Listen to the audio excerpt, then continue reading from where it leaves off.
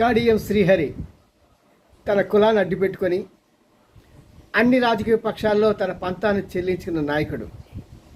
మొత్తానికి ఎలాగైతేనే రేవంత్ రెడ్డి గెలిచిన తర్వాత మొట్టమొదటిసారిగా తన అన్న మాట ఏం తెలుసా, నిన్ను ఒక 15 రోజుల్లో మహా అంటే నెల రోజుల్లో నీ సీటుని దింపేస్తాం అని వార్నింగ్ ఇచ్చాడు.